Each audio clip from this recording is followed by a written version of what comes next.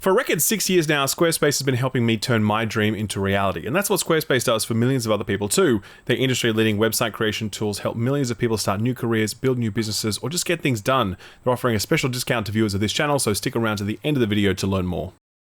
Hades 2. So first thing I'll say is that I'll be avoiding spoilers as much as possible here, since I think the best part about the Hades games is discovering everything for yourself, but there will of course be footage of various weapons and systems, so if you want to go into this game as blind as possible, just listen to this video as you would a podcast. Now, cards on the table, I adored the first Hades. It was Supergiant at the height of their powers. It took the tight combat of Bastion, the artistry of Transistor, the wonderful writing and reactive dialogue of Pyre, dialed it all up to 11 and fused it into a brilliant roguelite that both redefined the genre and Supergiant as a studio. Delivering a sequel to a game like that would have surely been a Herculean, or should I say Heraclean, task, but they rose to the challenge and have come out the other side with yet another banger to add to their already impressive catalogue. Hades 2 has been in early access for a while now, everyone loved it then, myself included, and so it should come as no surprise when I tell you that the full release is even better. It takes everything that made Hades so good and basically doubles all of it. The amount of characters, the amount of dialogue, the locations, the combat toolkit, the post-game content, the music, hell, even the art feels like it's had twice the work put into it, giving it that veneer of polish and visual flair that you've come to expect from Supergiant. More remarkably though, they've been able to straddle that line of delivering something familiar but also uniquely its own, through its thoughtful changes to meta progression and the flow of combat, both of which weave so beautifully into its new witchcraft setting. That distinct identity combined with its sheer breadth of content absolutely gives Hades 2 that same sense of discovery and timeless charm that made the first game so beloved. For those reasons, I fell completely in love with this game, just as I did the first, putting in upwards of 50 hours into it, but then I hit the ending. And that, I think, is where Hades 2 falls completely flat compared to the original. I won't spoil anything, of course, but yeah, the story closes on a very unsatisfactory note. That really stings, given storytelling is one of Hades' main strengths over other roguelites, and given the kind of stories we know Supergiant are capable of delivering. But the fact that this didn't completely sully the experience for me, and that it seemingly hasn't for others, seeing as it's still one of the highest rated games of 2025 on OpenCritic, is a testament to just how brilliant everything else is. Hades 2 recaptures the spirit of the original, but also makes it richer, deeper, and more stylish than ever. While this studio has never failed to deliver special experiences, I'm sure it's trickier to do that when you're walking a trail you've already blazed. But Hades 2 is proof that even against such lofty expectations, Supergiant's magic touch prevails. In the name of Hades, Olympus, I accept this message. Time forced our hand, Millenary. Needs to live. Don't forget all that the Titan took from you. Hades 2 picks up sometime after the events of the first game. You don't need to have played the first to understand what's going on here, but the additional context will give you more of an appreciation for the story and the characters. Here you play as Millenary, sister to Zagreus and secret second child of Hades and Persephone, who were all stolen away from her in early childhood by the Titan of Time, Cronos. Ever since, she's been practicing witchcraft, training for the day that she might one day slay the Titan and save her family, and that includes her extended family, the gods, who now seem to be dealing with their own problems up on Mount Olympus. Time to leave here, Em, and we need you at the bottom of the underworld and the top of Olympus. 2 places at once, my sympathies. The trick is to move really, really fast. Like I alluded to in the intro, Hades 2 is a bigger game than Hades 1, and that's immediately reflected in the scope and stakes of this story. Zagreus was a rambunctious teen, hell-bent on seeing the outside world at the behest of his father, but Millenary, she's like basically a child soldier with the future of her entire family, the underworld, and the surface world resting upon her shoulders. Personally, I prefer the more intimate father-son dynamic of the first game. I thought it was a really clever way to recontextualize the Greek gods, but for the most part, I was on board with this more dramatic, less playful shift in tone. The familial drama is still there, but the focus is on Cronos and whatever's going on in the surface world, and those two threads were more than compelling enough to pull me through. It helps that the excellent delivery of the story is retained from Hades 1. The story progresses every time you die, characters have unique dialogue based on who you've spoken to, what weapons and upgrades you're using. All that stuff was a stroke of genius in the first game, and continues to be one of the things that gives Hades such a leg up over other roguelites. Similarly, all the characters, both new and old, are as endearing as ever. They each have such sharply written dialogue and excellent voice performances, exuding such pomp, such charisma, and such gravitas in every exchange, no matter how brief. Our shades have proved unable to approach the House of Hades, so they've no reports about the way the Titan fights. I'm afraid you're on your own for that one, Goddess. So yeah, for the most part, I was enjoying the story much the same as I did the first game. That is, until the very end, because, oh man. Look, I won't mince words, the ending is just bad. In one fell swoop, it renders this as Supergiant's weakest story by far. I'm not so much bummed out by what actually happens, but the execution of it. It's so abrupt, unearned, and out of character for almost everyone involved. It needed a lot more build-up than it got, and with roughly 50 plus runs before hitting the credits, there was definitely time enough for it. Likewise, the justification for the post-game stuff is so flimsy when compared to that of the first, to the point that it kinda makes it hard to want to keep playing, which is a shame given how much post-game content there is. I thought I was alone for feeling this way given the review scores, or that I was missing something, but after looking into it, no, it seems like I'm definitely not the only one who shares that sentiment. It's particularly disappointing given Supergiant's past games have always told nuanced, emotionally resonant stories that do stick the landing, that leave you staring at the credits, listening to some banger musical track, thinking, damn, let's go again. But Hades 2 did not elicit that same response. How much this bothers you will depend, of course. Like, if you thought the final season of Game of Thrones outright ruins the rest of the show, you might feel similarly about this. For me, it definitely took the wind out of my sails, but the enduring charm of these characters and this series' novel approach to story delivery just manages to carry the overall narrative. Like, to this day, there's still no other roguelite that's doing what Hades is doing when it comes to storytelling.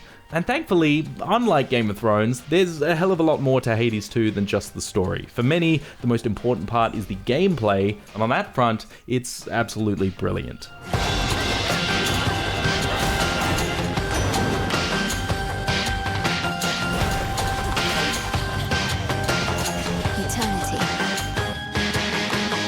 Hades 2's expanded scope has paid off big time when it comes to the roguelite loop. The first Hades had just the underworld to work through, and each region of it followed the same pick one of two exits structure. Hades 2, on the other hand, has both the underworld and the surface world to explore, each with entirely new locales, and each of those having their own structural conceit this time round. For example, one unlocks additional exits only after killing an extra wave or two of enemies, and another takes a more open approach where upgrades are scattered around a single map. It all boils down to a similar loop in the end, but it does give each location their own unique texture.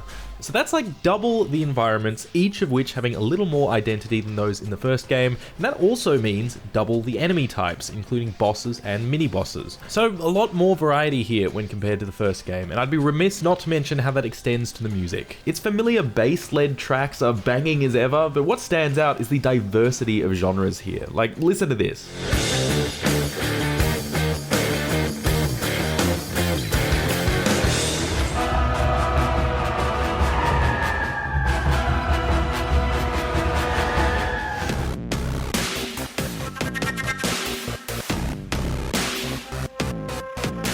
Darren Korb has been the composer for every Supergiant game. The man does not miss, but with the sheer scope of content here, he's been able to really flex his range to a degree that Supergiant's other games didn't necessarily allow for.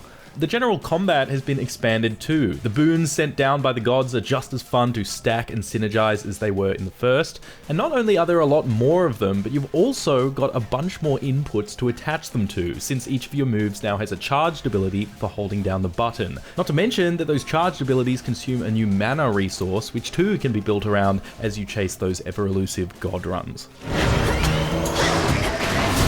Much of the Moorishness of Hades' game loop is in how no two runs feel the same, that every boon pickup is useful, that you can intuitively find ways to supercharge one or multiple parts of your kit. With additions made across all those vectors in Hades 2, the diversity of builds you can create here has never been more impressive, and there's just so much new stuff here that even if you played Hades 1, it's gonna feel like you're rediscovering it again for the first time. That's especially true given the subtle changes made to combat and progression.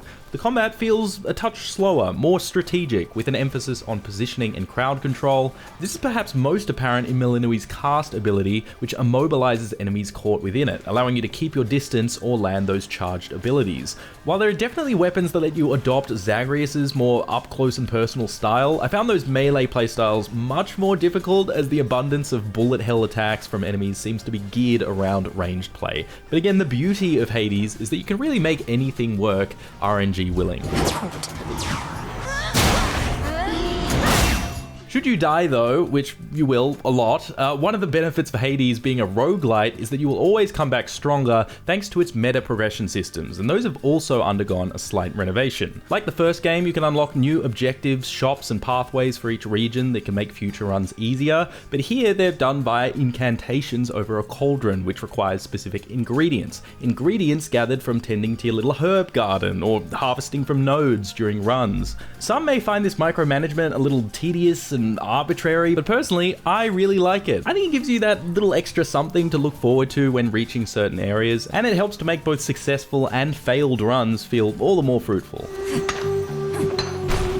Where you'll feel more tangible power progression though is in these Arcana cards, allowing you to mix and match various bonuses up to a limit, which can be increased through a resource earned from runs. Again, it's similar to the Mirror of the Night from the first game, but here there's a bit more decision making going on in the way you've got to balance their costs, and in how specific cards you play can help activate free cards. Similarly, where Zagreus did have creature companions, they're ostensibly just an extra ability you could use a few times per run, whereas Milinui has full-blown animal familiars that each stay with you on the field, have their own utility, and synergize with certain playstyles. Go, Sheila. That all these additions make Hades 2 even more engaging and interactive is great design, but the genius of it, I think, is that it's all so perfectly conducive to Milinui's talents as a witch. No part of it feels out of place or tacked on for the sake of merely adding more. It all fuels that witchcraft fantasy, such that it feels quite different from Hades 1, despite being a direct sequel to it. That level of thematic cohesion and identity is one of the things I find myself most drawn to in video games these days. It speaks to a sense of vision and direction, something that's always been present in Supergiant's games. But the fact they were able to pull it off again here in a sequel, while still making it fit alongside all the Greek mythology stuff, I think is another example of this team's unwavering talent. As much as we talk about the writing, the music, and the gameplay, just as central to the success of Supergiant's games is their presentation, and it's a point I'd like to end on because I think it's reflective of how this studio carries themselves. Gen Z, the person, not the demographic, is, I think, one of the best artists in the business. Her art direction has been a defining pillar of Supergiant's games since the studio's inception, and she's really gone above and beyond to make Hades 2 their best looking one yet. Character designs are brilliant as always, integrating elements from their storied mythology, with returning characters given a complete battle-ready redesign to match the stakes. And then alongside that are all the other flourishes. Like for example, here's what conversations looked like in Hades 1. Here is how it looks in Hades 2. Notice the flickering highlights, the subtle animations, the additional backdrop reflecting the surrounding environment. How about the fact that every single upgrade menu in this game has its own gorgeous custom splash art that fills the entire screen? The infinite dark. I think we can agree that we would have liked the game just fine regardless of these things, but that right there, that's the Supergiant magic. They don't stop at good enough. Even if it's unnecessary or uneconomical, they put in that extra bit of care and polish and attention to detail because their passion for their craft compels them to do so. And I'm not just referring to the artists when I say that. It's reflective of the entire Supergiant team, a team of less than 24 people, might I add, all holding themselves to a standard that precious few studios can reach as consistently as they can. Hades 2 doesn't take as many big swings as their one-off projects, and I think its weak ending is a casualty of playing things a touch too safe, but in its scope, its cohesion, and its visual flair, never have Supergiant pushed themselves further than with Hades 2, and the result is a worthy successor to one of the best roguelites ever made. For that reason, I strongly recommend it to you.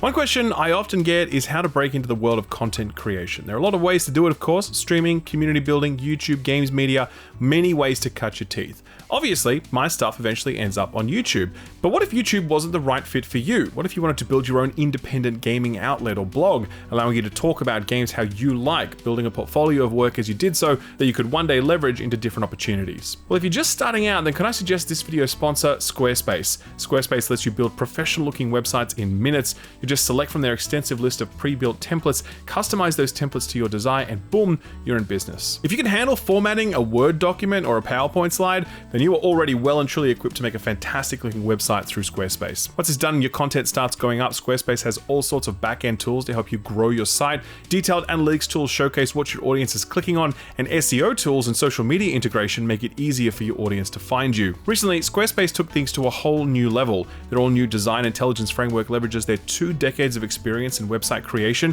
to give you even more tools to shape the website of your dreams, helping you with things like copywriting, tone of voice, product descriptions, and more. It's an easy-to-use end-to-end solution that could be the start of your content creation journey if the written word is something that interests you. If it is and you want to get started, then visit squarespace.com to start building your website through their free trial, and if you want to get serious, use offer code SKILLUP to get 10% off your purchase of a domain name. Thanks Squarespace for sponsoring the video, and thank you for watching it.